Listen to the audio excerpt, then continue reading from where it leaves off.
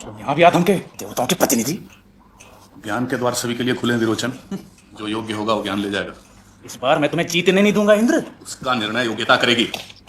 विरोचन, इंद्र, मैं तुम दोनों की सेवा से प्रसन्न हूं। आप कहो, तुम दोनों इतने वर्षों तक किस इच्छा से यहां रहे? प्रजापति, लोग कहते हैं कि आप उस आत्मा को जानते हैं जो पाप, जरा, शोक, मृत्यु, भूख और प्यास से परे है। जो उस आत्मा को जान लेता है वो किसी भी लोक में विजयी हो सकता है, उसकी कामना पूरी होती है। हम उसी को जानने यहां आए हैं। जल से भरा एक पात्र ले आओ।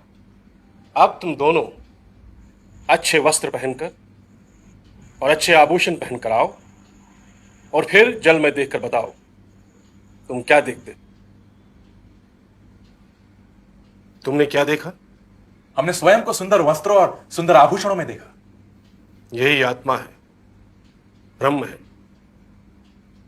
यही आत्मा अमृत और अभय है। मैंने आत्मा को जान लिया प्रजापति, अब मुझे आज्ञा दीजिए। आत्मा को जाने बिना ही,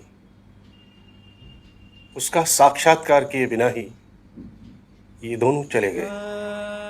ये दोनों शरीर को ही आत्मा समझ रहे हैं। जो व्यक्ति शरीर को आत्मा समझता है उसका जीवन में हारना निश्चित। असुरगण वो जाने जो मैंने जान लिया है। यह शरीर ही आत्मा है, यह शरीर ही सच है। इसलिए इस शरीर का उपभोग करें, इस शरीर के साथ प्रेम करें।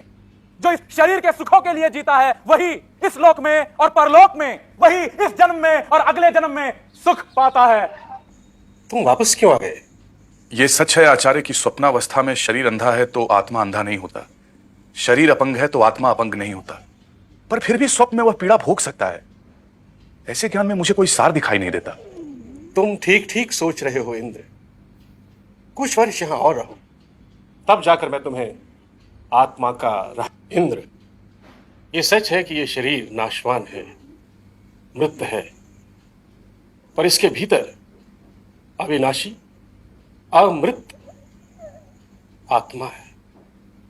अशरीरम वावसंतम न प्रिया प्रिय स्पृशतः।